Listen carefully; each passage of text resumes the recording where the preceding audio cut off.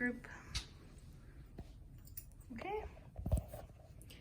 Okay, so today I'm going to be teaching you how to hemp knot. I'm going to be doing two basic knots. The first one is going to be called the twist, and then the second knot is the square knot. So when I was about 13 or 14 years old, I started high school. I was a freshman, and I started seeing all the older, cool kids wearing these rope necklaces. I thought they were rope necklaces. Well, obviously they weren't. They were hemp, which I figured out later on. But what was really cool was a lot of these people, they had all kinds of different things in their necklaces. They had gold beads, they had glass beads, they had just like your basic plastic beads you get from Walmart. Some of them even had the tops of bottles connected to their necklaces. So I thought that was really cool. And what a lot of kids are doing now are wire wrapping, but I think the people that have started doing that eventually progress from this. So what I'm going to teach you today is just how to do a basic start and then how to start your knotting on your necklace. So there's all kinds of different hemp. There's really thick hemp, there's really thin hemp, and what you're going to want to do is decide if you're making a necklace, thin hemp is a lot better because you don't have to use as much of it, but if you want a really big thick necklace, you can always use the thicker hemp. So I have a piece of thicker hemp here, and this is what we're going to call our anchor piece. And then pretty much what we're going to knot with, we want to be about the same length. So we put our pieces like this, right in the middle, and you just make a knot. Twist it and you make a knot, pull it nice and tight, and then you have a hole on the end. And basically what this is going to do is, once you're done completely braiding your necklace, at the end, you're going to make another knot, and it's going to just pop through here, and that's how your necklace is going to secure close. Okay, so first we have our twist method. So as you can see, I already started a little bit of the necklace here, and then I have my anchor piece taped down. When you do your necklace, you're going to find it's a lot easier to do your braiding if your anchor piece is held down. Otherwise, you're going to have to keep readjusting to be able to tie your necklace tight. Okay, so I have a brown piece on the left side, and I have my black piece on the right side. So we're going to take first our left piece, put it under the anchor, but we're going to put it over our black piece. And then we're going to take the black piece, put it over the anchor piece, and then into our brown piece. So almost like you're tying a shoe. And then all you do is you pull it up tight. So now our black piece is on this side and our brown piece is on that side. That's completely fine. You're going to do the same thing again. Black from the left side over the brown piece, and then take the brown piece over the anchor piece and put it through the left side, and then you just pull it straight tight like that. And then just keep repeating. It's the same thing over and over. We only work from one side.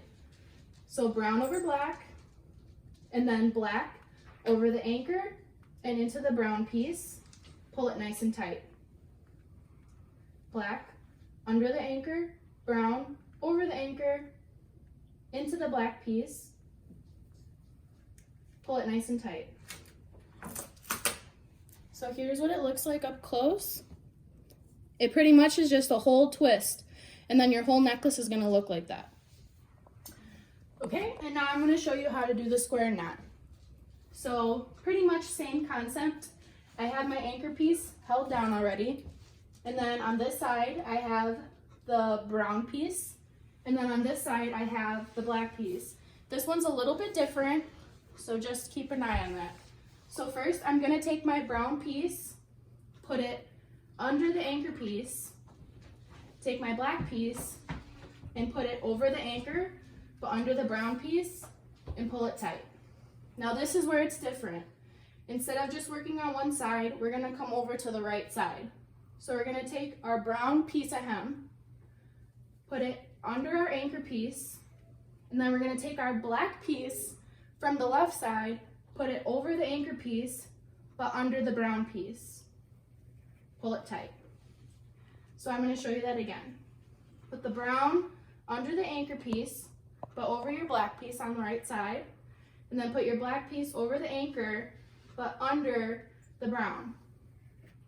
And then you alternate back to the right side, brown piece under the anchor, but over the black, and then black piece over the anchor, but under the brown.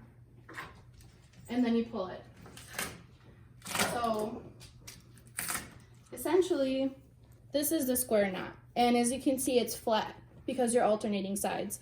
Now, if you don't alternate sides, you are ultimately going to end up with something like this, because then it's like you're working from one side.